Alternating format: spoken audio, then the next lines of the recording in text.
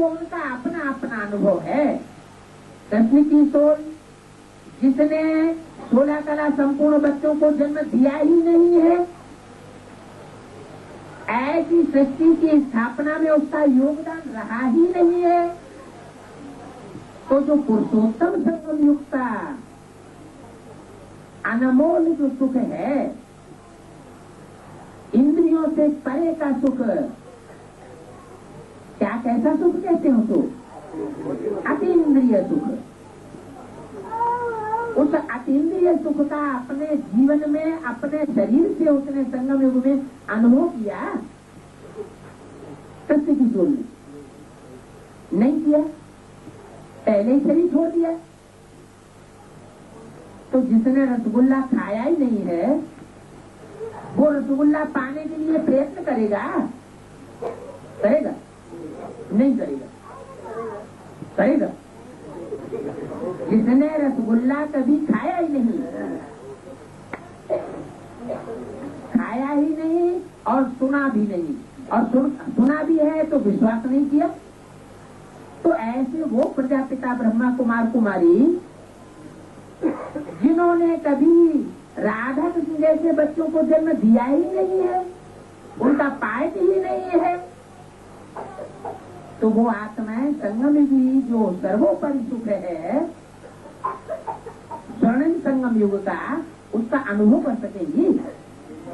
न अनुभव कर सकेंगी और न उसके लिए इच्छा करेंगी। जब इच्छा ही नहीं करेंगी तो उनका लक्ष्य है ही नहीं, लक्ष्य नहीं है तो लक्षण भी नहीं आएंगे, और जब लक्षण नहीं आएंगे तो वो आत्माएं कमजोर रह जाएंगी ना। तो यही प्योरिटी की बात है। जिसने जितनी उच्च कोटि की प्योरिटी धारण की होगी, वो आत्मा अभी भी उतना ही पुरुषार्थ करेगी।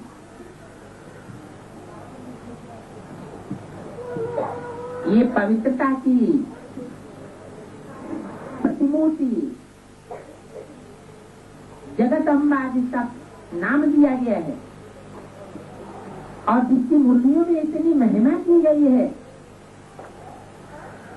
जरूर कोई गुह्य से गुह्य बात है।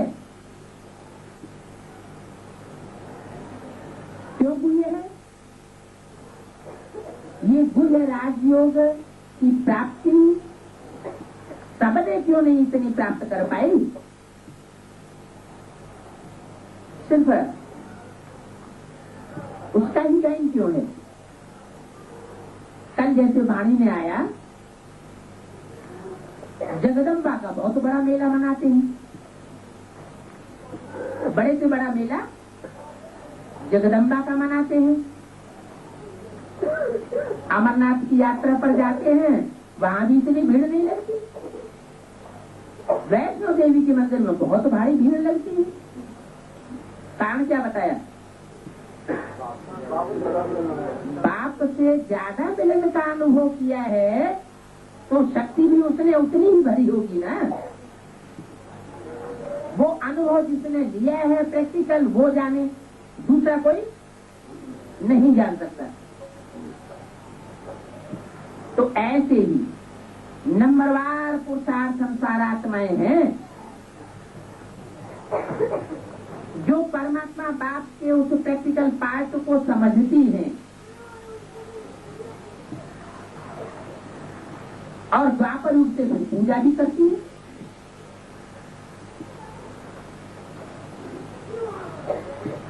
नंबरवार उनके नाम भी गाए हुए हैं।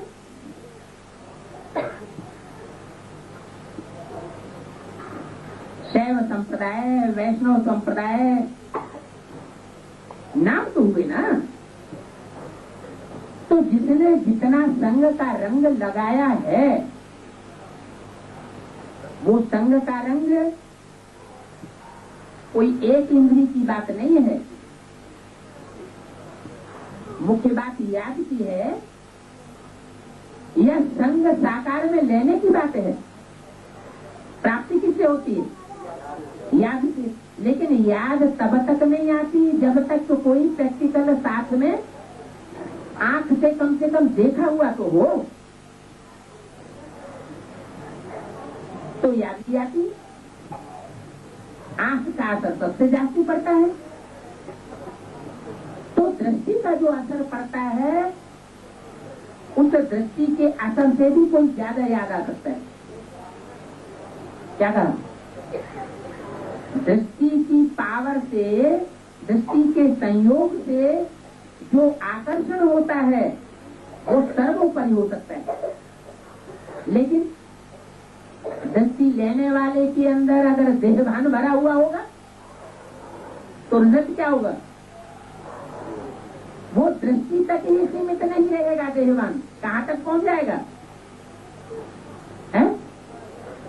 कर्मेंद्रियों तक भी पहुंच जाएगा। तो कर्मेंद्रियों से संग लेने की भी इच्छा होगी। तो अपना अपना नंबरवार है।